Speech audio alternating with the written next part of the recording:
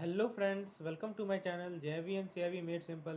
So today we are going to discuss our leftover questions of our leftover MCQs of chapter number 10 यानी unit number 10 का जो MCQs बचा हुआ था वो हम लोग आज डिस्कस करेंगे। और दोस्तों कुल मिलाकर 24 MCQs है। इसका पिछला थ्योरी वाला पोर्शन हम लोग ऑलरेडी डिस्कस कर चुके हैं। जिन लोगों ने इसके पिछले MCQs को नहीं देखा है तो वो यहाँ पे टॉप राइट कॉर्नर में आपको एक लिंक मिलेगा, इस पर जाकर आप पिछले 20 MCQs को देख सकते हैं जो कि मैंने अपने पिछले वीडियो में डिस्कस किया था। आज के इस वीडियो में हम लोग 21 नंबर क्वेश्चन से स्टार्ट करेंगे दोस्तों, और देखते हैं इसे कंसेप्ट को। मैंने कंसेप्ट आपको पहले ही समझा चुका हूँ, ठीक है, बेसिक कंसेप्ट। और उसी बेसिस पे आज हम लोग आगे बढ़ते हैं। तो क्वेश्चन नंबर 21 है, which of the following is not a part of non plan revenue expenditure. अब दोस्तों जहाँ तक बात है रेवेन्यू एक्सपेंडिचर की, तो उसमें एक प्लान होता है, एक नॉन प्लान होता है। नॉन प्लान वो एक्सपेंडिचर होता है जो कि गवर्नमेंट नॉन प्रोडक्टिव एरिया पे स्पेंड करती है। जैसा कि आप सैलरीज ले लो, सब्सिडीज ले लो, लोन ले लो, इंटरेस्ट ले लो, तो ये सभी के सभी क्या हैं? ये सभी के सभी हमारे नॉन प्रोडक्टिव एरियाज हैं। सैलरीज, सब्सिडीज, देखिए मैं लिखता हूँ आपको, देखिए यहाँ पे सैलरीज हुए, ठीक है, सब्सिडीज हुए, उसके बाद आप ले सकते हो लोन्स, और उसके बाद आप ले सकते हो इंटरेस्ट। तो ये सभी के सभी हमारे क्या है? नॉन प्लान एक्सपेंडिचर के अंदर आते हैं, ठीक है। तो वैसा एक्सपेंडिचर इसमें गवर्नमेंट स्पेंड कर रही है नॉन प्रोडक्टिव एरिया पे, उसे ही हम लोग कहते हैं नॉन प्लान एक्सपेंडिचर। अब जरा ऑप्शन को देखिए, विच of the following is not a part. देखिएगा ध्यान से क्वेश्चन को, पार्ट नहीं है नॉन प्लान का। सब्सिडीज ये तो है, ठीक है। फिर उसके बाद loans to public sector enterprise, postal deficit, assistant to state from NCCF. तो दोस्तों नॉन प्लान रेवेन्यू एक्सपेंडिचर का इसमें से कौन सा पार्ट नहीं है, ये पूछा गया है। तो सब्सिडीज है दोस्तों।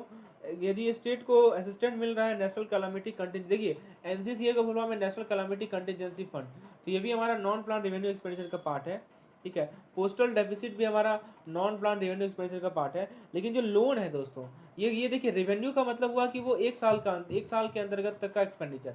लेकिन ये जो लोन दिया जाता है किसी पब्लिक सेक्टर एंटरप्राइज को, वो काफ़ी दिनों तक होता है, इसलिए ये जो है हमारा कैपिटल एक्सपेंडिचर का पार्ट होता है, याद रखिएगा। तो option C is the correct one, याद रखिएगा। इस क्वेश्चन का करेक्ट आंसर है ऑप्शन नंबर सी, यानी कि जो पब्लिक सेक्टर एंटरप्राइज को लोन मिलता है वो हमारा नॉन प्लान रेवेन्यू एक्सपेंडिचर का पार्ट नहीं है। So option C is the correct one of this question. आगे देखते हैं, नेक्स्ट क्वेश्चन है question number 22, the excess of total expenditure including loan net of recovery और revenue receipt including external grant and non डेप्ट receipt is called. देखिए बहुत अच्छा question है। डेफिसिट आप लोगों ने पढ़ा है दोस्तों, मैंने आपको डेफिसिट समझाया था। तो यहाँ पे देखिए क्या कर रहा है कि जो आपका टोटल एक्सपेंडिचर है, ठीक है, टोटल एक्सपेंडिचर है, उसमें आपका लोन आ गया, ठीक है, उसके बाद रिकवरी आ गया, ठीक है, और ये इसको इसमें से आप माइनस कर दीजिए रिवेन्यू रिसिप्ट। क्या माइनस कर दीजिए? रिवेन्यू रिसिप्ट, ठीक है, excluding internal grant and non debt receipt. तो इसे हम लोग क्या कहते हैं दोस्तों? तो फ्रेंड्स आपको पता होना चाहिए कि ये जो हमारा डेफिनेशन है, so this definition pertains to gross physical deficit, ठीक है, ग्रॉस फिजिकल डेफिसिट। जहाँ तक बात है रेवेन्यू डेफिसिट की, तो वो होता है हमारा गवर्नमेंट का रेवेन्यू एक्सपेंडिचर और गवर्नमेंट का रेवेन्यू रिसिप्ट के बीच का डिफरेंस। जहाँ तक बात है ग्रॉस फिजिकल डेफिसिट की, तो वो होता है डिफरेंस हमारा total expenditure including loans net of recoveries of revenue receipt. एक होता है हमारा नेट फिजिकल डेफिसिट। देखिए यदि हम लोग बात करें नेट फिजिकल डेफिसिट का, तो उसमें ग्रॉस फिजिकल डेफिसिट ले लीजिए, उसमें से नेट लैंडिंग को आप घटा दीजिए, ठीक है, तो ये आपको याद, तो आपको मिल जाएगा नेट फिजिकल डेफिसिट। फिलहाल इस क्वेश्चन में देखा जाए तो हमारा करेक्ट आंसर है ग्रॉस फिजिकल डेफिसिट, ठीक है। वही होता है हमारा excess of total expenditure including loans net of recoveries of revenue receipt. So option B is the correct one, correct answer to this question, ठीक है। अब देखिए नेक्स्ट क्वेश्चन नंबर 23 बेसिकली एक केस स्टडी है, ठीक है। केस स्टडी में इसी प्रकार से डाटा आपको दी रहेंगी। Recoveries of loan in advance दे रखा है 3000 करोड़, मिसलेनियस कैपिटल रिसिप्ट दे रखा है 500 करोड़, मार्केट लोन दे रखा है 600 करोड़, शॉर्ट टर्म बोरोइंग है 1200 करोड़, एक्सटर्नल असिस्टेंट है 500 करोड़, स्टेट प्रोविडेंट फंड है 600 करोड़, अदर रिसिप्ट है 1200 crore, securities issued against small saving है 600 crore, recoveries of short term loan advance from state and loan to government servant है 1000 crore, total non tax revenue है 5000 crore, net tax revenue है 2000 crore, draw down cash balance है 4000 करोड़, ठीक है। तो ये डाटा आपको दी गई है। फ्रेंड्स आपसे पहला क्वेश्चन पूछा गया है कि डेट रिसिप्ट निकालना है, कि डेट रिसिप्ट कितना होगा। तो दोस्तों डेट रिसिप्ट कैसे निकलेगा ये बताइए। तो फ्रेंड्स डेट रिसिप्ट को निकालने के लिए आपके पास फॉर्मूला होना चाहिए। तो डेट रिसिप्ट आपको पता है कि डेट रिसिप्ट जो है वो बेसिकली पार्ट है हमारा नॉन ये आपको पता है कि टोटल रिसिप्ट को रेवेन्यू रिसिप्ट में रेवेन्यू रिसिप्ट होता है और एक हमारा कैपिटल रिसिप्ट होता है। ठीक है, तो कैपिटल रिसिप्ट का दो पार्ट है, एक है नॉन डेट रिसिप्ट, एक है डेट रिसिप्ट। डेट रिसिप्ट क्या होता है इसको मैं शॉर्ट में आपको बता देता हूँ, जस्ट फॉर रिकॉलिंग पर्पस। वैसा रिसिप्ट जो कि गवर्नमेंट को रिपेमेंट करना है। ठीक है, इसमें देखिए क्या क्या आता है, इसमें जिसमें आता है दोस्तों, इसमें आपका आएगा इन सभी में से मार्केट लोन आएगा। ठीक है, पहला क्या आएगा इसमें, मार्केट लोन आएगा। उसके बाद आएगा दोस्तों शॉर्ट टर्म बोरोइंग आएगा, फिर आएगा एक्सटर्नल असिस्टेंट आएगा, फिर स्टेट प्रोविडेंट फंड आएगा, फिर अदर रिसिप्ट आएगा, और एक और आएगा securities issued against small saving. तो जितने को मैंने टिक लगाया है ये सभी के सभी हमारे नॉन डेट रिसिप्ट के पार्ट हैं, ये चीज़ आपको पता होना चाहिए। ठीक है, ये चीज़ मैंने आपको देखिए एकदम क्लियर रखना है कि डेट रिसिप्ट क्या है, नॉन डेट रिसिप्ट क्या है, रेवेन्यू रिसिप्ट क्या है, कैपिटल रिसिप्ट क्या है। ठीक है, एक्सपेंडिचर क्या है, ये सब क्लियर रखना है। अब जरा जोड़िए, तो 600 प्लस 1200 1800 प्लस 500 2300 23 20 2900, और ये हो जाएगा आपका 4100। 4100 प्लस 600 4700 4700 बस। ठीक है, तो ऑप्शन को जरा देखिए, तो option number C is the correct answer. ठीक है, 4700 इज द करेक्ट आंसर। तो आपको ये पता होना चाहिए कि हमारा डेट रिसिप्ट के अंदर कौन कौन से कंपोनेंट्स आते हैं, तभी आप इस क्वेश्चन को सॉल्व कर सकते हैं आसानी से। आइए आगे देखते हैं। नेक्स्ट क्वेश्चन है कैलकुलेट नॉन डेट रिसिप्ट। तो नॉन डेट रिसिप्ट वो रिसिप्ट होता है जिसमें जो कि जिसके कारण गवर्नमेंट को कोई फ्यूचर रिपेमेंट नहीं करना होता है, यानी फ्यूचर में उस पैसा को जो रिसिप्ट मिला है उसका रिपेमेंट नहीं करना होता है, उसे ही हम लोग कहते हैं नॉन डेट रिसिप्ट। इसका एग्जांपल आपको पता है कि यदि लोन या एडवांस का रिकवरीज है, ठीक है, यदि मान लीजिए कोई मिसलेनियस कैपिटल रिसिप्ट है तो वो हमारे नॉन डेट रिसिप्ट के अंदर आते हैं। ठीक है दोस्तों, अब जरा आ जाइए क्वेश्चन के ये स्टेटमेंट में, जरा देखिए तो इसमें आपका ये रिकवरीज ऑफ लोन एडवांस दिया हुआ है ऊपर में, सबसे ऊपर देखिए आप, ये जो दिया हुआ है recoveries of loan advance 3000 crore, तो ये किसका पार्ट है, ये डेट रिसिप्ट का पार्ट है क्या, बिल्कुल नहीं। ये किसका पार्ट है, ये है नॉन डेट रिसिप्ट का। क्यों नॉन डेट रिसिप्ट का, क्योंकि वो पैसा है जिसे गवर्नमेंट को बाद में रिपेमेंट नहीं करना है। एक तो ये हो गया। उसके बाद दोस्तों एक और पॉइंट आप देख सकते हो, कोई मिसलेनियस कैपिटल रिसिप्ट दिख रहा है क्या आपको, यहाँ देखिए दिख रहा है ना, मिसलेनियस कैपिटल रिसिप्ट कितना है 500 करोड़। तो ये भी this is also a part of this is also a part of non debt receipt. Okay, so यदि हम कंबाइन करें 3000 और 500 यानी 3500, तो 3500 हमारा हो गया टोटल नॉन डेट रिसिप्ट। ठीक है दोस्तों, तो यदि आप बात करो 3500 हमारा क्या हो गया, नॉन डेट रिसिप्ट हो गया। तो लेकिन जरा ऑप्शन को देखते हैं आप, अच्छा हाँ, एक चीज़ और ध्यान रखना है, इसमें एक गलती होने का चांस है। देखिए नॉन डेट रिसिप्ट में क्या है कि रिकवरीज ऑफ लोन एडवांस तो लेना ही है, लेकिन उसमें डिडक्ट करना है, क्या डिडक्ट करना है, recoveries of short term loans and advance from state and loan to government servant. देखिए दोस्तों यहाँ गलती होने का चांस है, नॉन डेट रिसिप्ट में रिकवरीज ऑफ लोन एडवांस तो लेना ही है, लेकिन डिडक्ट क्या करना है, वो रिकवरीज क्योंकि शॉर्ट टर्म लोन का रिकवरी किया गया है या एडवांस का, कहाँ से, स्टेट से। ठीक है, तो आप जरा देखिए देखिए क्वेश्चन में, ठीक है, जरा क्वेश्चन को देखिए। क्वेश्चन में आप देखिए यहाँ पे recoveries of short term loan advance from state and loan to government servant कितना है, 1000 करोड़ है ना।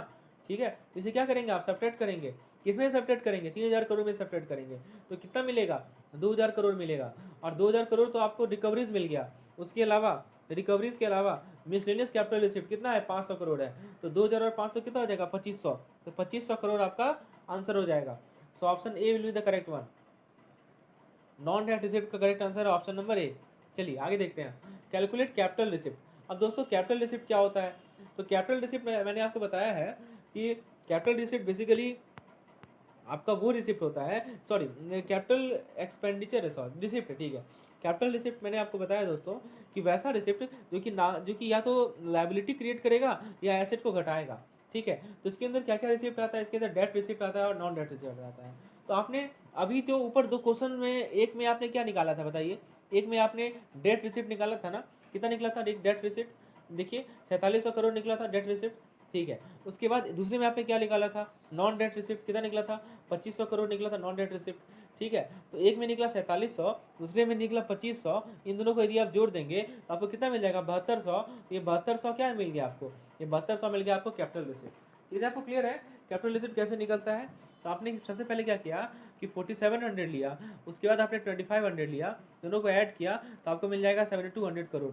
तो 7200 crore is called capital receipt. ठीक है दोस्तों, तो काफ़ी आसान है, कैपिटल रिसिप्ट निकालने पूछा जाए तो आप डेट रिसिप्ट निकाल लीजिए, debt receipt plus non debt receipt निकाल लीजिए, उसके कंपोनेंट्स को जानिए और आपका कैपिटल रिसिप्ट निकल जाएगा। तो यदि आपको इसके जो केस स्टडी है उसको अच्छे से सॉल्व करना है, आपको पहले डेट रिसिप्ट क्या होता है, नॉन डेट रिसिप्ट क्या होता है, कौन से डेप्ट है, कौन से नॉन डेप्ट है, कौन से कैपिटल है, कौन से रेवेन्यू है, ये सब पता होना चाहिए। और इसको जानने के लिए, अच्छे तरीके से जानने के लिए मेरे पिछले वीडियो को देखिए, वहाँ पे मैंने अच्छे से समझाया है इन सभी चीज़ों को। ठीक है दोस्तों, मैं अभी भी ट्राई कर रहा हूँ आपको समझाने का। नॉन डेट रिसिप्ट जैसे आपको दिखे, आपके दिमाग में स्ट्राइक करना चाहिए कि वो पैसा है जिसमें गवर्नमेंट को फ्यूचर रिपेमेंट नहीं करना पड़ेगा।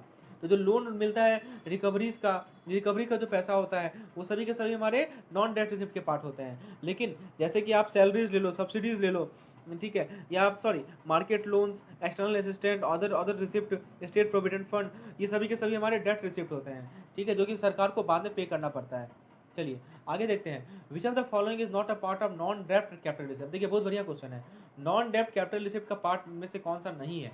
अभी यही चर्चा हम कर रहे थे, जब बात कर रहे हैं कि नॉन डेप्ट कैपिटल रिसिप्ट का, तो नॉन डेप्ट कैपिटल रिसिप्ट में एक आता है, एक तो रिकवरीज आता है दोस्तों, और एक हमारा मिसलेनियस कैपिटल रिसिप्ट आता है। बाकी सभी के सभी हमारे डेप्ट कैपिटल रिसिप्ट है। अब जरा ऑप्शन को देखिए, नेट एक्सटर्नल असिस्टेंट, तो दोस्तों ये तो हमारा क्या है, नेट एक्सटर्नल असिस्टेंट जो है वो हमारा डेप्ट कैपिटल रिसिप्ट है। ठीक है, नेट स्टेट प्रोविडेंट फंड, ये भी हमारा डेप्ट कैपिटल रिसिप्ट है। ठीक है, उसके बाद दोस्तों मार्केट लोन, ये भी हमारा डेप्ट कैपिटल रिसिप्ट है। ये तीनों के तीनों हमारे डेप्ट कैपिटल रिसिप्ट है, ये तीनों के तीनों नॉन डेप्ट कैपिटल रिसिप्ट नहीं है, यानी करेक्ट आंसर है ऑप्शन नंबर डी, यानी ऑल द अबव। चीज़ें आपको क्लियर हो रही हैं, तो इस प्रकार से option number D is the correct one. आइए क्वेश्चन नंबर 27 को देखते हैं। देखिए आपके सामने इतने डाटा दी गई हैं, miscellaneous capital receipt, market loan, short term borrowing, external assistant, state provident fund, other receipt, securities against small saving, recoveries of short term loans and advance from state and loans to government servant, total non tax revenue, net tax revenue, draw down cash balance. अब देखिए data इतनी दी गई हैं, आपको पहले पूछा गया है कि कैपिटल रिसिप्ट निकालो। अभी देखिए कैपिटल रिसिप्ट निकालने के लिए आपको क्या करना पड़ेगा, डेट रिसिप्ट निकालना पड़ेगा और नॉन डेट रिसिप्ट निकालना पड़ेगा अलग से। तो डेट रिसिप्ट नॉन रिसिप्ट को अलग से निकालिए, फिर जोड़ के आप कैपिटल निकालिए। अब जरा बात करते हैं, यदि हम लोग बात करें नॉन डेट रिसिप्ट की, तो नॉन डेट रिसिप्ट में कौन कौन सा पार्ट आएगा बताइए। एक तो रिकवरीज आएगा और एक हमारा मिसलेनियस कैपिटल रिसिप्ट आएगा, यानी 2500 प्लस 2500 हो जाएगा ये। ठीक है, हाँ, लेकिन यदि डेप्ट रिसिप्ट का बात करें तो आपको क्या क्या आएगा बताइए, market loan, short term borrowing, external state provident fund, other receipt और सिक्योरिटीज। ये पांचों के पांचों हमारे क्या आएंगे, इसके पार्ट आएंगे, डेप्ट रिसिप्ट के पार्ट आएंगे। तो सभी को आप जोड़ दीजिए। ठीक है, तो आप सभी को आप जोड़ देंगे तो आपको, हाँ, इसमें एक चीज़ ध्यान रखना है कि इसमें से डिडक्ट करना है recoveries of short term loan advance from state loan to state government. ठीक है, तो आपको मिल जाएगा 5400 करोड़। आप इसी को कैलकुलेट खुद से करके देखिए। ठीक है, आप ये पूछ सकते हैं कि 800 कहाँ से घटा, तो दोस्तों 800 है क्या, जरा क्वेश्चन में देखिए। तो आप देखिए 800 करोड़ वो पैसा है जो रिकवरीज है शॉर्ट टर्म लोन का और एडवांस का, कहाँ से, स्टेट से, या किसी गवर्नमेंट सर्वेंट को लोन जो दिया गया वो है हमारा 800 करोड़। उसे हम लोग क्या करेंगे, डिडक्ट करेंगे। ठीक है, इसीलिए हम लोगों ने उसे डिडक्ट किया है 2000 में से। 2000 क्या हमारा रिकवरीज ऑफ लोन एडवांस है। ठीक है, और फिर मिसलेनियस कैपिटल रिसिप्ट 500 को जोड़ा तो हमें 1700 करोड़ आया। और इस प्रकार से हम लोगों ने डेट रिसिप्ट निकाला, वो कितना निकला, वो निकला हमारा 3700 करोड़। कैपिटल रिसिप्ट के लिए डेट रिसिप्ट और नॉन डेट रिसिप्ट को लेते हैं, तो 1700 और 3700 कितना हो जाएगा, 5400 crore. So option 5400 crore is the correct one. Question number 28 है, एक्सपेंड एनसीसीडी। दोस्तों एनसीसीडी आपने कब देखा था, आपको याद है, जब आप ग्रॉस टैक्स रेवेन्यू के बारे में पढ़ रहे थे। ठीक है, नेट टैक्स रेवेन्यू जब आप निकालते हैं ग्रॉस टैक्स रेवेन्यू से, तो उसमें एनसीसीडी से जो टैक्स कलेक्ट होता है, एनसीसीडी जो कलेक्ट होता है नेशनल कैलामिटी कंटिजेंसी फंड से, उसे सेपरेट करना होता है। अब आपसे क्वेश्चन पूछा है कि एनसीसीडी होता क्या है, तो दोस्तों देखिए ऑप्शन को देखिए।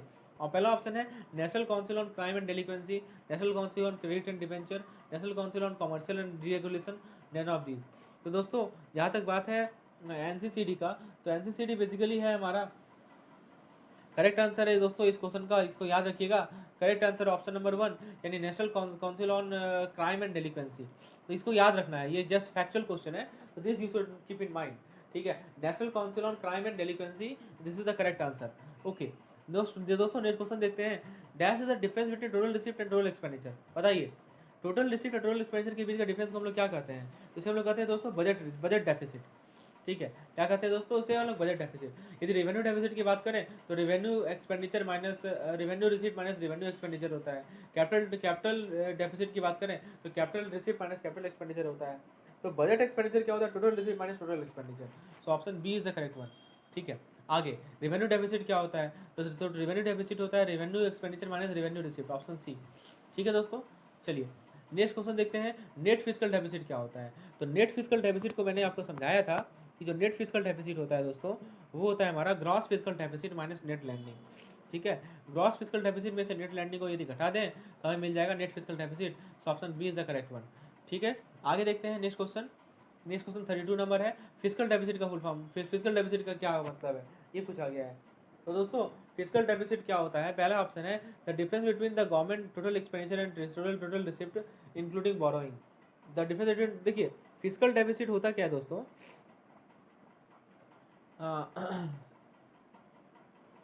जो हमारा गवर्नमेंट का टोटल एक्सपेंडिचर है, अच्छा टोटल रिसिप्ट है, बोरोइंग को घटा के। ठीक है, समझिए बात को, टोटल एक्सपेंडिचर आप क्या लिखिएगा, total expenditure minus total receipt. ठीक है, इसमें से क्या माइनस करना है आपको, बोरोइंग। ठीक है, तो ये आपको क्या मिल जाएगा, इससे आपको मिल जाएगा फिजिकल डेफिसिट। तो ये फॉर्मूला आपको याद रखना है, total expenditure minus total receipt excluding borrowing. Borrowing को छोड़कर जितने भी टोटल रिसिप्ट है उसको यदि घटा देते हैं हम लोग टोटल एक्सपेंडिचर से, तो हमें मिल जाएगा फिजिकल डेफिसिट। ठीक है, आगे देखते हैं। Dash is the difference between total receipt and total expenditure. तो टोटल रिसिप्ट टोटल एक्सपेंडिचर के बीच का डिफरेंस क्या होता है दोस्तों, हमारा बजट डेफिसिट होता है। ठीक है, ये हम लोग ऑलरेडी देख चुके हैं, option B is the correct one. Next question, net primary deficit is calculated as. आप बताइए दोस्तों, प्राइमरी डेफिसिट तो पता होना चाहिए आपको, तो पूछ रहा है नेट प्राइमरी डेफिसिट कैसे कैलकुलेट करेंगे। तो दोस्तों याद रखिएगा, नेट प्राइमरी डेफिसिट का फॉर्मूला है net fiscal deficit, net fiscal deficit minus net interest payment, minus net interest payment. ठीक है, तो ऑप्शन नंबर डी हमारा करेक्ट आंसर होगा। तो जो भी फिजिकल डेफिसिट है उसमें से यदि हम लोग इंटरेस्ट पेमेंट को माइनस कर दें तो हमें मिल जाएगा net primary deficit. Gross primary deficit क्या होता है, तो ग्रॉस प्राइमरी डेफिसिट का फॉर्मूला है दोस्तों gross physical deficit and interest payment. ठीक है, तो आप क्या कीजिए, ग्रॉस फिजिकल डेफिसिट को पहले लिख लीजिए, उसमें से आप यदि इंटरेस्ट पेमेंट को घटा देते हैं तो आपको मिल जाएगा ग्रॉस प्राइमरी डेफिसिट। ठीक है, तो option B is the correct one, gross physical deficit minus interest payment is equal to gross primary deficit. आगे देखते हैं, in a government budget primary deficit is rupees 10,000 crore, interest payment is 8,000 crore, how much is the physical deficit. तो दोस्तों अभी मैंने बताया कि primary deficit जो होता है, प्राइमरी डेफिसिट जो है पीडी जो है वो होता है हमारा physical deficit minus interest payment. ठीक है, यही होता है ना। अब देखिए क्वेश्चन में प्राइमरी डेफिसिट कितना दिया हुआ है, प्राइमरी डेफिसिट दे रखा है 10,000। ठीक है, फिजिकल डेफिसिट पूछ रहा है आपसे, इंटरेस्ट पेमेंट कितना है 8,000 है, तो एफडी क्या हो जाएगा हमारा, एफडी हो जाएगा 10,000 प्लस 8,000, यानी कितना हो जाएगा 18,000, 18,000 करोड़ हो जाएगा। तो एफडी हमारा यानी फिजिकल डेफिसिट मिल गया हमारा 18,000 crore. So option D is the correct one. चलिए आगे देखते हैं। देखिए ये भी बेसिकली एक केस स्टडी है, तो हम लोग इस चीज़ को समझेंगे, एक एक पॉइंट को समझेंगे। जो भी चीज़ हम लोगों ने देखिए अभी तक हम लोगों ने फॉर्मुला देखा डेफिसिट का, अब हम लोग उसको अप्लाई करना सीखते हैं। ऑप्शन देखिए क्वेश्चन में कह रहा है given the following data about the government budget, capital receipt net of borrowing दे रखा है 95, ये सभी डाटा अरब में है। रेवेन्यू एक्सपेंडिचर दे रखा है 100, इंटरेस्ट पेमेंट दे रखा है 10, रेवेन्यू रिसिप्ट दे रखा है 80 और कैपिटल एक्सपेंडिचर दे रखा है 110। हमसे क्या पूछा गया है, रेवेन्यू डेफिसिट पूछा गया है। तो दोस्तों रेवेन्यू डेफिसिट होता क्या है, तो रेवेन्यू डेफिसिट का फॉर्मूला आपको बताना चाहिए। ये रेवेन्यू डेफिसिट का फॉर्मूला होता है रेवेन्यू रेवेन्यू हाँ, रेवेन्यू हम लोग बात कर रहे हैं रेवेन्यू डेफिसिट का। ठीक है दोस्तों, so we are talking about revenue deficit. So revenue deficit is revenue expenditure minus revenue receipt. ठीक है, तो revenue expenditure minus revenue receipt, तो रेवेन्यू एक्सपेंडिचर 100 है।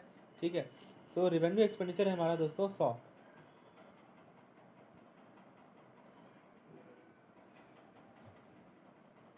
तो दोस्तों रेवेन्यू एक्सपेंडिचर है हमारा 100, रेवेन्यू एक्सपेंडिचर है हमारा कितना 100, और 100 में से हम लोग क्या करेंगे रेवेन्यू रिसिप्ट, तो रेवेन्यू रिसिप्ट कितना है 80, इसे माइनस करेंगे तो यानी 20 मिल जाएगा हमें, 20 अरब मिल जाएगा हमारे रेवेन्यू डेफिसिट, यानी ऑप्शन नंबर ये हमारा करेक्ट आंसर होगा। ये चीज़ आपको क्लियर हो रही है। आगे देखते हैं, नेक्स्ट क्वेश्चन है हमारा। ठीक है, नेक्स्ट क्वेश्चन है फाइंड फिजिकल डेफिसिट। तो दोस्तों फिजिकल डेफिसिट निकालने कहा गया है, तो फिजिकल डेफिसिट क्या है, तो फिजिकल डेफिसिट को निकालने के लिए क्या कौन सा फॉर्मूला आप यूज करेंगे। तो दोस्तों देखिए रेवेन्यू एक्स था total expenditure minus total receipt excluding borrowing. ठीक है, तो आपको मिल जाएगा फिजिकल डेफिसिट। तो दोस्तों टोटल एक्सपेंडिचर निकालने के लिए रेवेन्यू एक्सपेंडिचर कैपिटल एक्सपेंडिचर को जोड़ दीजिए, टोटल रिसिप्ट निकालने के लिए रेवेन्यू रिसिप्ट और कैपिटल रिसिप्ट को जोड़ दीजिए, लेकिन जो नेट ऑफ बोरोइंग है वो लेना है केवल। ठीक है दोस्तों, तो कि 95 दिया हुआ था, इस प्रकार से आपको 35 अरब मिल जाएगा फिजिकल डेफिसिट। ठीक है दोस्तों, आगे देखिए प्राइमरी डेफिसिट निकालने का आ गया है। तो प्राइमरी डेफिसिट कैसे निकालते हैं हम लोग? तो प्राइमरी डेफिसिट निकालने के लिए हमें क्या करना होता है, जो हमारा फिजिकल डेफिसिट है उसमें से इंटरेस्ट पेमेंट को माइनस करना पड़ता है। ठीक है, तो फिजिकल डेफिसिट कितना है हमारा 35 करोड़ और इंटरेस्ट पेमेंट कितना है 10 करोड़, यानी 25 करोड़ आंसर होगा। फिर देखिए एक हमारा एमसीक्यूज है, केस स्टडी है, revenue expenditure, revenue receipt, tax revenue, non tax revenue, capital receipt, recoveries of loan, other receipt, borrowing and other liabilities, interest payment, grant in aid for creation of capital asset. अब देखिए इस question में हमसे total receipt पूछा गया है। Total receipt का दो पार्ट है, एक हमारा रेवेन्यू रिसिप्ट है, एक हमारा कैपिटल रिसिप्ट है। तो इंडिविजुअली करके हम लोग निकालेंगे। रेवेन्यू रिसिप्ट आपको क्वेश्चन में दे रखा है, ठीक है, 17,25,738। और जहाँ तक बात है हमारा कैपिटल रिसिप्ट का, तो कैपिटल रिसिप्ट निकालने के लिए हमें क्या क्या चीज़ लेना पड़ेगा, देखिए यहाँ वो भी दे रहा हुआ है यहाँ 7,16,475। ठीक है, और हमारा ड्रॉडाउन कैश देखिए एक और दिया होगा आपको। हाँ, तो दोस्तों इन दोनों को जोड़ दीजिएगा तो आपको मिल जाएगा हमारा टोटल रिसिप्ट। ठीक है, कितना मिलेगा 24,42,213। ठीक है, अब हमारा नेक्स्ट है टोटल एक्सपेंडिचर निकालने का। टोटल एक्सपेंडिचर निकालने का प्लान एक्सपेंडिचर और नॉन प्लान एक्सपेंडिचर को जोड़ के निकलता है। ठीक है दोस्तों, तो या रेवेन्यू और कैपिटल को जोड़ दीजिए। तो रेवेन्यू एक्सपेंडिचर कैपिटल एक्सपेंडिचर दिया, देखिए शायद दिया होगा क्वेश्चन में आपको रेवेन्यू एक्सपेंडिचर और कैपिटल एक्सपेंडिचर दिया हुआ है, तो उसको आप ऐड करेंगे तो आपको आंसर मिल जाएगा। देखिए यहाँ पे देखिए यहाँ लिखा हुआ है एक्सपेंडिचर ऑन रेवेन्यू अकाउंट लिखा है ना, देखिए ऑप्शन में 8 नंबर देखिए और 10 और 11 नंबर देखिए। 8 में क्या लिखा है एक्सपेंडिचर ऑन रेवेन्यू अकाउंट और 11 में क्या लिखा है एक्सपेंडिचर ऑन कैपिटल अकाउंट। तो इन दोनों को यदि आप जोड़ेंगे आपको क्या मिल जाएगा, इन दोनों को जोड़ने पे आपको मिल जाएगा टोटल टोटल रिसिप्ट। ठीक है, टोटल एक्सपेंडिचर मिल जाएगा। आगे देखते हैं दोस्तों, रेवेन्यू डेफिसिट का फॉर्मूला पूछा गया है। तो रेवेन्यू डेफिसिट क्या होता है, तो रेवेन्यू डेफिसिट होता है हमारा, आपको पता है रेवेन्यू डेफिसिट का फॉर्मूला। रेवेन्यू डेफिसिट होता है दोस्तों revenue expenditure minus revenue expenditure.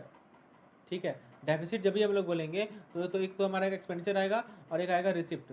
तो revenue expenditure minus revenue receipt equal to revenue deficit. ठीक है, तो दोस्तों इससे आपको मिल जाएगा 4,16,034। Next effective revenue deficit. तो इफेक्टिव रेवेन्यू डेफिसिट क्या होता है, ठीक है, इफेक्टिव रेवेन्यू डेफिसिट होता है दोस्तों revenue deficit minus grant in aid for creation of capital asset. तो क्या हो जाएगा 1,95,345,345, यानी कि ये आपको मिल जाएगा इफेक्टिव रेवेन्यू डेफिसिट। इसे आप लोग फॉर्मूले में जोड़ लेंगे इफेक्टिव रेवेन्यू डेफिसिट को। ठीक है, फिजिकल डेफिसिट क्या होगा, तो ये मैंने बता ही दिया total expenditure minus total receipt, उसमें से क्या है जो ये सब चीज़ें उससे आप लोग माइनस कर लेंगे। ठीक है, तो आपको मिल जाएगा ये 6,24,276। प्राइमरी डेफिसिट निकालने के लिए फिजिकल डेफिसिट में से इंटरेस्ट पेमेंट घटा देंगे। तो दोस्तों ये था हमारा क्वेश्चन का सेट फॉर यूनिट नंबर 10। अब हम लोग आगे बढ़ते हैं, हम लोग यूनिट नंबर 11 पे आते हैं और हम लोग यूनिट नंबर 11 को भी को यहाँ पे कंटिन्यू करेंगे दोस्तों। तो let's move to the unit number 11। दोस्तों आइए जरा यूनिट नंबर 11 को देखते हैं हम लोग। यूनिट नंबर 11 है हमारा challenges facing Indian economy. So let's see what are the challenges which our Indian economy face. ये बेसिकली एक थ्योरेटिकल टॉपिक है, तो हम लोग थ्योरेटिकल टॉपिक को समझने का प्रयास करेंगे कि थ्योरेटिकल टॉपिक में क्या क्या क्वेश्चन बन सकते हैं और जो जो इंपॉर्टेंट पॉइंट्स है उसे हम लोग कवर करेंगे। तो मैं आपको पॉइंट्स नोट करवाऊंगा, उसे आप लोग नोट करते रहिए और चीज़ें आपको क्लियर होती चलेंगी। सबसे पहले हमें क्या पढ़ना है, सबसे पहले हमें समझना है कि हमारा जो इंडियन इकोनॉमी है उसमें मेजर चैलेंजेस क्या क्या हैं। What are the major challenges, topic का नाम ही है unit 11। We are discussing unit number 11 and our 11 number unit is challenges facing Indian economy.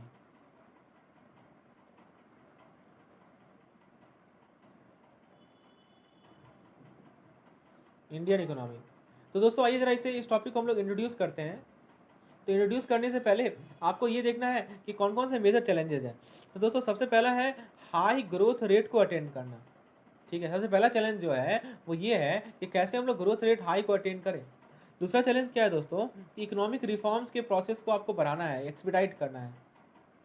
Economic reform को एक्सपीडाइट करना है, फास्ट करना है। तीसरा है दोस्तों फाइनेंशियल स्टेबिलिटी को अटेंड करना है।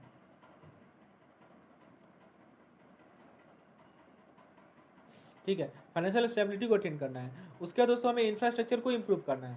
ये सभी के सभी इंपॉर्टेंट चैलेंजेस हैं, हम लोग डिटेल में डिस्कस करेंगे इन सभी के बारे में। और पांचवा है दोस्तों कि हमें ह्यूमन डेवलपमेंट, उसके बाद आपका फाइनेंशियल इंक्लूजन, इसे हम लोग क्या करना है, इसे इन सभी इशू को टैकल करना है। तो देखिए दोस्तों, ये 5 मेजर इश्यूज हैं। यदि क्वेश्चन आपसे पूछा जाए कि इनमें से अभी के पर्सपेक्टिव में in the current contemporary which of the following is the major challenges which is faced by our Indian economy, तो आप बताओगे कि हाई ग्रोथ रेट नहीं मेंटेन हो पा रहा है, उसको अटेन करना है हमें, इकोनॉमिक रिफॉर्म को इंश्योर करना है, फाइनेंशियल स्टेबिलिटी को इंश्योर करना है, इंफ्रास्ट्रक्चर को इंप्रूव करना है, और दोस्तों एसडीआई यानी ह्यूमन डेवलपमेंट इंडेक्स को इंप्रूव करना है, और साथ साथ फाइनेंशियल इंक्लूजन भी लाना है। चलिए यही चीज़ क्लियर हो गई आपको। अब चलो हम लोग देखते हैं कि हमारे भारतीय अर्थव्यवस्था के यूनिक फीचर क्या क्या है। What are the some unique feature of our Indian economy? So let's move to the next topic which is unique feature of our Indian economy.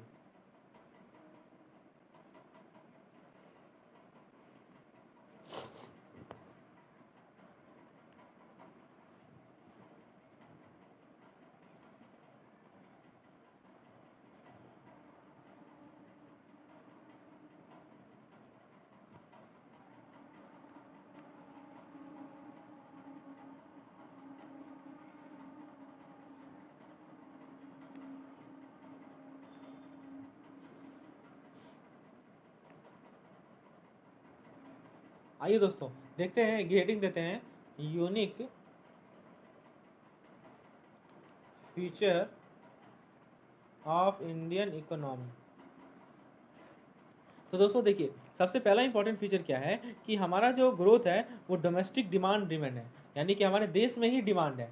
ठीक है, सो डोमेस्टिक डिमांड ड्रिवन ग्रोथ, ये सबसे important point है कि हमारा जो demand driven growth है वो डोमेस्टिक है, हमारे देश का ही ग्रोथ डिमांड ड्रिवन है। उसके बाद दोस्तों जो हमारा करंट अकाउंट डेफिसिट होता है, ये होता है क्या, थोड़ा इसके बारे में जान लीजिए। देखिए समझिए, आप जितने भी गुड्स एंड सर्विसेज हैं, देखिए जितने भी गुड्स एंड सर्विसेज हैं जिसको आपने क्या किया, जिसको आपने इंपोर्ट किया या आयात किया, उसका जो वैल्यू है, ठीक है, जितने भी गुड्स एंड सर्विसेज को आपने आयात किया, इंपोर्ट किया, उसका जो वैल्यू है उसे आप ले लीजिए। ठीक है, और उसमें से आप घटा दीजिए क्या, जितने भी एक्सपोर्टेड माल हैं उसके वैल्यू को। तो ये जो डिफरेंस है वो कहलाता है हमारा करंट अकाउंट डेफिसिट। ठीक है, आप खुद समझिए कि यदि हम लोग ज़्यादा माल को, यदि ज़्यादा value of goods and services को इंपोर्ट करेंगे तो करंट अकाउंट डेफिसिट क्या होगा, पॉजिटिव होगा और बढ़ते चला जाएगा। हमें ये इंश्योर करना है कि हमारा एक्सपोर्ट भी उसके कंपेरेटिवली होना चाहिए, ताकि ये जो डिफरेंस है, जो गैप है वो कम रहे, सीएडी जो है हमारा वो कम से कम रहे। ठीक है, तो दोस्तों जहाँ तक बात है सीएडी की यानी करंट अकाउंट डेफिसिट की, तो उसके बारे में आपको मैं बता दूं कि 2011-12 में ये जो सी है वो पहुंच चुका था कहाँ पे, 4.7% ऑफ जीडीपी। लेकिन मैंने आपको क्या बताया, सी जितना कम रहेगा उतना हमारा इकोनॉमी बूस्ट अप होगा। लेकिन आप देख सकते हो ये चीज़ इंप्रूवमेंट आया, कब इंप्रूवमेंट आया, तो 2016-17 में इंप्रूवमेंट आया, और यही सेम सी 4.7% की जगह आपको मिला 0.7% पे। तो आप देख सकते हो कितना इंप्रूवमेंट आया। तो ये भी हमारे इंडियन इकोनॉमी का एक यूनिक फीचर है, that we are able to decrease the level of C that is current account deficit. कैसे किया होगा बताइए, अपने एक्सपोर्ट को बढ़ाकर। ठीक है, उसके बाद दोस्तों एक इंपॉर्टेंट पॉइंट है, इंडिया का जो इकोनॉमी है वो सप्लाई कंस्ट्रेंट इकोनॉमी है। तो this is very important point, ये डिमांड कंस्ट्रेंट इकोनॉमी नहीं है, एक ऐसा इकोनॉमी है सप्लाई कंस्ट्रेंट इकोनॉमी। यहाँ से एमसीक्यूज बन सकता है दोस्तों, इसे ध्यान रखिएगा। So Indian economy is just a supply constraint economy. ठीक है, मतलब क्या हुआ कि हम क्या कर रहे हैं कि जो लोअर ऑयल और कमोडिटीज के प्राइसेस हैं उसे यूटिलाइज कर रहे हैं ताकि इन्वेस्टमेंट बढ़ा सके इंफ्रास्ट्रक्चर में। चलिए 3 पॉइंट यहाँ तक क्लियर है। उसके बाद फोर्थ पॉइंट पे आते हैं हम लोग। तो दोस्तों फोर्थ पॉइंट क्या है, फोर्थ यूनिक फीचर क्या है हमारे देश का, ठीक है, कि 2008 में पता है आपको फाइनेंशियल क्राइसिस आया था।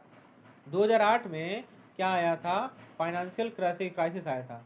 ठीक है, तो दोस्तों क्या हुआ कि जो फिजिकल डेफिसिट है, मैंने बताया था ना फिजिकल डेफिसिट का formula, total expenditure minus total receipt excluding borrowing. ठीक है, तो ये फिजिकल डेफिसिट क्या हुआ था कि वो जंप कर गया, कब, फाइनेंशियल क्राइसिस के बाद। ठीक है, लेकिन फिर उसके बाद क्या हो रहा है, ये डिक्लाइन हो रहा है। तो this is also important points, that physical deficit and current account deficit. ठीक है, ये दो डेफिसिट हैं, ये दोनों डेफिसिट हमारे इंडियन इकोनॉमी के इंपॉर्टेंट फीचर्स हैं, यूनिक फीचर्स हैं। पहले बढ़ा और फिर घटा। ठीक है, तो कुछ पॉलिसीज लाए गए होंगे इसको घटाने के लिए। चलिए आगे देखते हैं। उसके बाद चलिए ये 4 पॉइंट आपको ध्यान रखना है। इसके बाद एक फुल फॉर्म को आप याद रखिएगा, ईएमईज, ये पूछ लिया जाता है दोस्तों। ईएमईज का फुल फॉर्म आपसे पूछ लिया जाता है, ईएमई का फुल फॉर्म आप लोग याद रखिएगा, ये होता है हमारा emerging market economy. Emerging market economy. तो दोस्तों हम लोगों ने 5 पॉइंट देखे हमारे इंडियन इकोनॉमी के यूनिक फीचर का। एक बार रिकॉल कर लेते हैं फास्टली। सबसे पहला डोमेस्टिक डिमांड ड्रिवन, ठीक है, डोमेस्टिक डिमांड ड्रिवन ग्रोथ। दूसरा सीएडी यानी करंट अकाउंट डेफिसिट जो है वो हम लोगों ने घटा लिया है। पहले काफ़ी ज़्यादा था, 2011-12 में 0.4-0.7 था, अब वो घटकर 0.7 आ चुका है। फिजिकल डेफिसिट को भी हम लोगों ने कंट्रोल किया है, वो भी घटा है। फिजिकल डेफिसिट क्या होता है तो वो सब लोग ऑलरेडी डिस्कस कर चुके हैं। और दोस्तों ये भी याद रखिएगा होता है हमारा इमर्जिंग मार्केट इकोनॉमी। अब दोस्तों ये सब हम लोग यूनिक फीचर देख लिया, हम लोग चैलेंजेस पे आते हैं। जैसा कि टॉपिक का नाम है क्या क्या इंपॉर्टेंट चैलेंजेस है, तो सबसे पहला चैलेंज मैंने आपको बताया था कि ग्रोथ रेट को अचीव करना। सो अचीविंग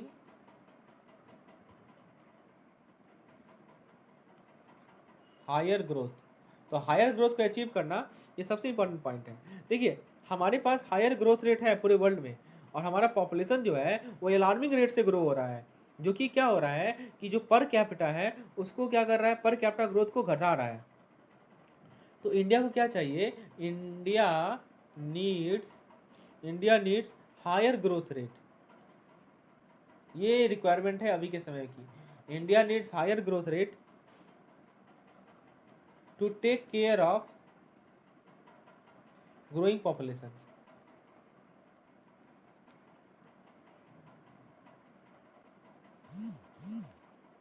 ठीक है, ये पॉइंट याद रखिएगा आप। नेक्स्ट पॉइंट याद रखिए कि जो हमारा चैलेंजेस हमारा इकोनॉमी फेस कर रहा है वो है पब्लिक इन्वेस्टमेंट को रिवाइव करना। ये भी इंपॉर्टेंट चैलेंज है, रिवाइविंग द पब्लिक इन्वेस्टमेंट, यानी पब्लिक सेक्टर में जो इन्वेस्टमेंट है उसको रिवाइव करना, उसको चालू रखना। इस प्रकार से हम लोग हायर ग्रोथ रेट को अचीव कर सकते हैं। एक और पॉइंट है कि जो हमारा मैन्युफैक्चरिंग कैपेबिलिटी है, और जो हमारे मैन्युफैक्चरिंग कैपेबिलिटी है उसे स्ट्रेंथन करना, उसे मजबूती प्रोवाइड करना।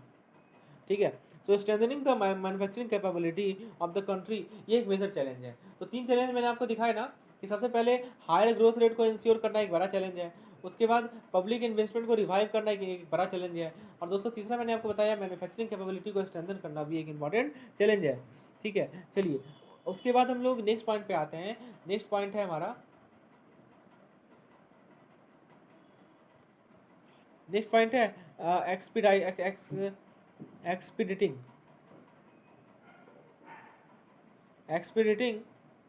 The process of economic reform. तो इकोनॉमिक रिफॉर्म के प्रोसेस क्या करना है, हमें एक्सपेडाइट करना है। तो दोस्तों सबसे पहले इसका कैसे किया जाएगा, तो लिबरलाइजेशन ऑफ फॉरेन इन्वेस्टमेंट, ये सबसे इंपॉर्टेंट टूल है जिसके द्वारा हम लोग इकोनॉमिक रिफॉर्म के प्रोसेस को एक्सपेडाइट कर सकते हैं। So how we can do it, by liberalizing our foreign investment. The second point is we can ensure this by developing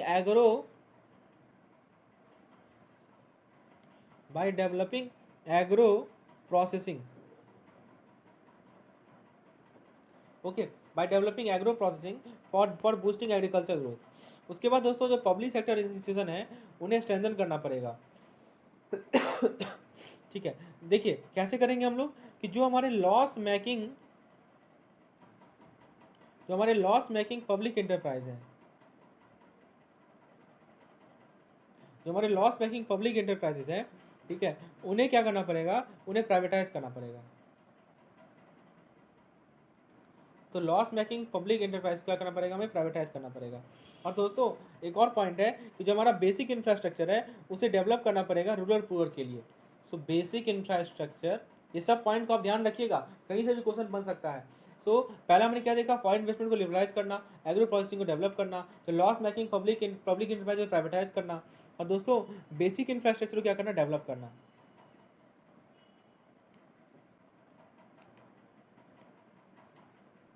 किसके लिए, तो रूरल पीपल के लिए,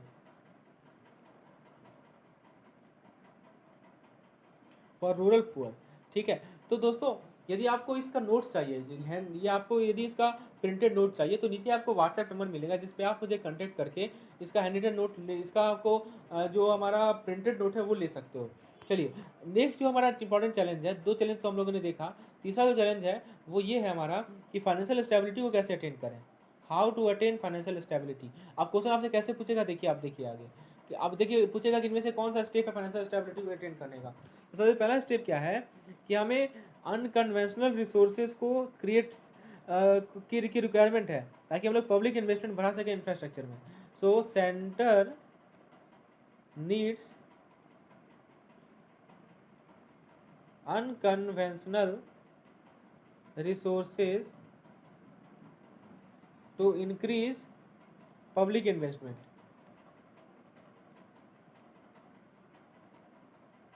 एक ये पॉइंट है।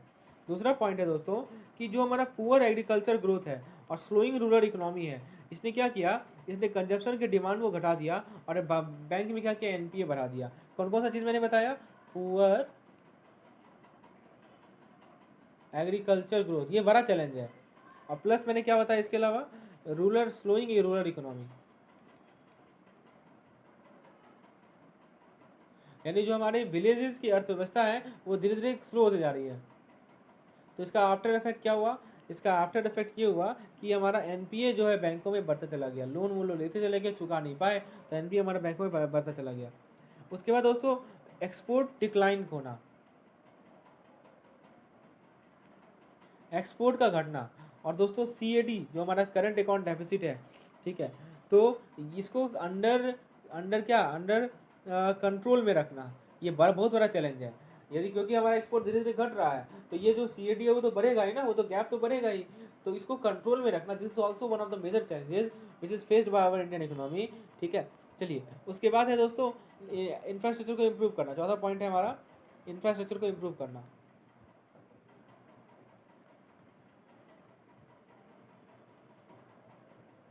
कैसे हम लोग इंफ्रास्ट्रक्चर को इम्प्रूव कर सकते हैं,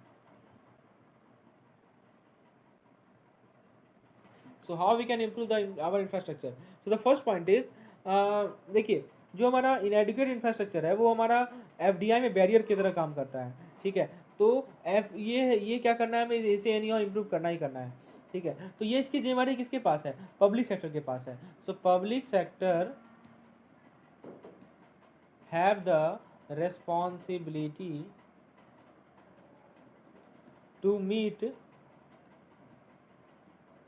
infrastructure demand।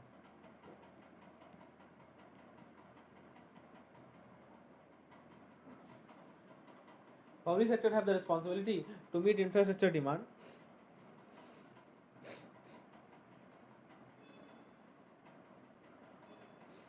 और दोस्तों प्राइवेट सेक्टर भी इसमें इंपॉर्टेंट रोल प्ले करने लगे हैं, तो ये पॉइंट आपको याद रहेगा, इम्प्रूविंग इंफ्रास्ट्रक्चर। ठीक है, ये भी एक इंपॉर्टेंट सोर्स है। उसके बाद है दोस्तों हमारा लास्ट पॉइंट है, ये तो हो गया। अब गवर्नमेंट जो है कौन कौन सा इनिशिएटिव लिया है इंफ्रास्ट्रक्चर को इम्प्रूव करने के लिए।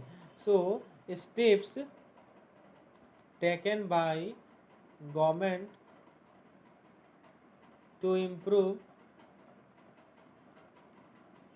इंफ्रास्ट्रक्चर। तो पहले बताइए कौन कौन सा स्टेप लिया है। तो दोस्तों एनआईएफ, आपको पता होगा एनआईएफ क्या है, तो एनआईएफ है national infrastructure investment fund. National infrastructure investment fund NIF होता है दोस्तों। ये किसने लॉन्च किया है, हमारी सरकार ने इसे लॉन्च किया है एनआईएफ को, इसी बात को ध्यान रखना है। उसके बाद दोस्तों 100% एफडीआई डाला गया है, अलाउ किया गया है कंस्ट्रक्शन डिपार्टमेंट में, 100% एफडीआई किसमें, कंस्ट्रक्शन डिपार्टमेंट में। उसके बाद दोस्तों 5,000 करोड़ 50,000 करोड़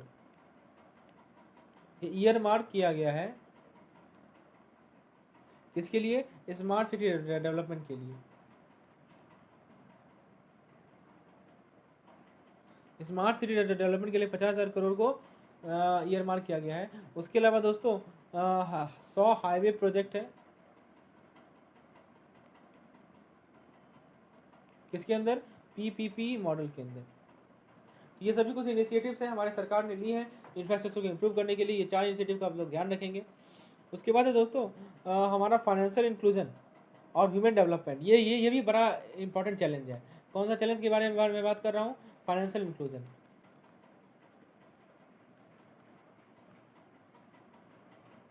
फाइनेंशियल इंक्लूजन और ह्यूमन डेवलपमेंट इंडेक्स को इम्प्रूव करना। तो दोस्तों देखिए, जो एजुकेशन का क्वालिटी है, ठीक है, क्वालिटी ऑफ एजुकेशन, ठीक है, और HDI ह्यूमन डेवलपमेंट इंडेक्स, ठीक है, इसको क्या करना पड़ेगा, इम्प्रूव करना पड़ेगा, तभी जाकर ये जो इंपॉर्टेंट चैलेंजेस हैं उसको हम लोग कोप अप कर सकते हैं। उसके बाद दोस्तों क्या क्या किया सकता है कि जो इंटरप्रेन्योरशिप है,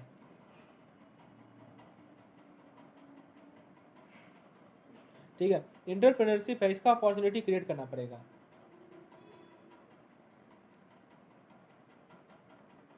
तो इंटरप्रेन्योरशिप की अपॉर्चुनिटी को क्रिएट करना पड़ेगा, और इस दिशा में आपको पता होगा सरकार की एक स्कीम है, स्टार्टअप स्कीम, ठीक है, वो इस दिशा में काम कर रही है इंटरप्रेन्योरशिप की अपॉर्चुनिटी को क्रिएट करने के लिए। उसके बाद दोस्तों कुछ इनिशिएटिव जैसे लिए गए, जैसे जनधन योजना, ठीक है, तो आपको पता है ये जो जनधन योजना है, ठीक है, ये बूस्ट प्रोवाइड किया है फाइनेंशियल इंक्लूजन को, क्योंकि ये एक ऐसा सिंगल मोस्ट योजना है जिसके द्वारा क्या है कि 185 मिलियन बैंक अकाउंट को ओपन किया गया था। तो ये सभी कुछ स्टेप लिए गए थे सरकार के द्वारा, और भी लिए जाने चाहिए, जिसके थ्रू हम लोग इन चैलेंजेस को फेस कर सकते हैं। आइए दोस्तों, थ्योरी में बस इतना ही है इस टॉपिक में। हम लोग इस टॉपिक में कुछ एमसीक्यूज को करते हैं, कुछ इंपॉर्टेंट एमसीक्यूज को देखते हैं जिसे क्वेश्चन पूछे जा सकते हैं हमारे हमारे एग्जामिनेशन में। So let's see, so what are the some important MCQs which can be asked from this question, from this topic.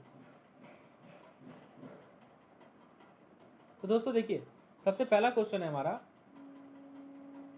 What drive Indian economy mainly. देखिए क्वेश्चन है, इनमें से कौन सा इनमें से क्या जो है इंडियन इकोनॉमी को ड्राइव करता है सबसे ज़्यादा, ठीक है दोस्तों।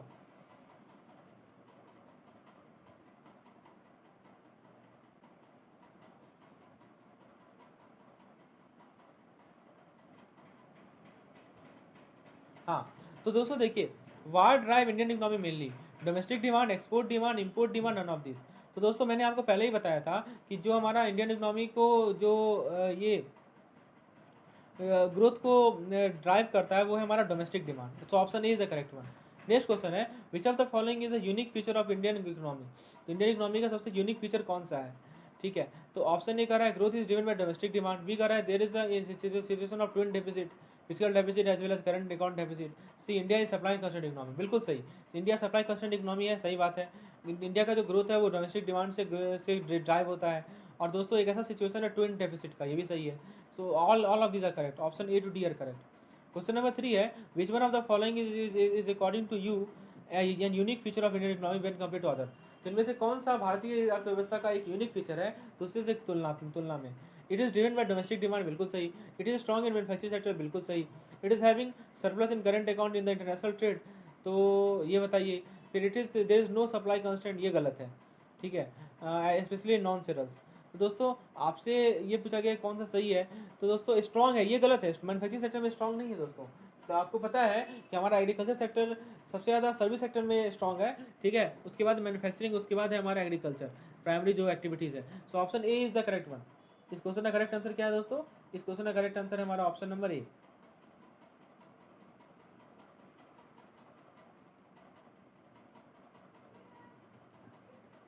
नेक्स्ट क्वेश्चन है, the difference between the outflow and inflow of foreign currency is known as.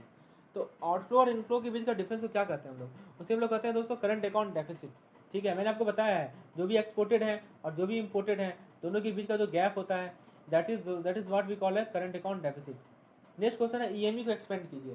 तो ईएमई मैंने बताया था इमर्जिंग मार्केट इकोनॉमी को हम लोग ईएमई कहते हैं, तो option C is the correct one. Next question number 6 है, the traditional method to safeguard financial stability do not include which of the following. तो आपने अभी हम लोगों ने डिस्कस किया कि जो फाइनेंशियल स्टेबिलिटी को इंश्योर करना एक इंपॉर्टेंट फंक्शन है हमारे हमारे एक इंपॉर्टेंट चैलेंज है। तो दोस्तों कैसे इसे इंश्योर किया जाएगा, उसका ट्रेडिशनल मेथड है, उसमें ट्रेडिशनल मेथड कौन सा नहीं है, तो एक्सपोजर नॉर्म है, बिल्कुल सही है। फिर है आपका prescription of risk wait for capital adequacy, ये भी सही है। फिर प्रोविजनिंग रिक्वायरमेंट ऑन एसेट, ये भी सही है। तो दोस्तों नो योर कस्टमर गाइडलाइन ये गलत है, तो option D is the wrong one, ठीक है दोस्तों। तो फ्रेंड्स ये सब थे कुछ एमसीक्यूज और आज के थ्योरी वाला पोर्शन। होपफुली आपने लेसन को एंजॉय किया होगा। तो फ्रेंड्स यदि लेसन पसंद आया हो तो एक लाइक जरूर कीजिएगा, चैनल को सब्सक्राइब कर लीजिए, और भी वीडियोस को देखने के लिए बेल आइकन को प्रेस कर लीजिए, ताकि जब भी मैं वीडियो बनाऊँ आपको उसका नोटिफिकेशन मिल जाए। फ्रेंड्स इस वीडियो को शेयर कीजिए और भी लोगों के साथ। यदि आपको इस पर्टिकुलर लेसन और भी लेसन की पीडीएफ की रिक्वायरमेंट है जो कि मेरे प्रिंटेड नोट्स हैं, तो उसके लिए आपको एक पेड वर्जन लेना पड़ेगा, जिसके लिए आप मुझे व्हाट्सएप नंबर पे कॉन्टैक्ट कर सकते हैं। तो दोस्तों आज के लिए इतना ही रहने देते हैं, अगले वीडियोज़ में मैं आपके साथ नेक्स्ट लेसन के साथ आऊँगा। धन्यवाद।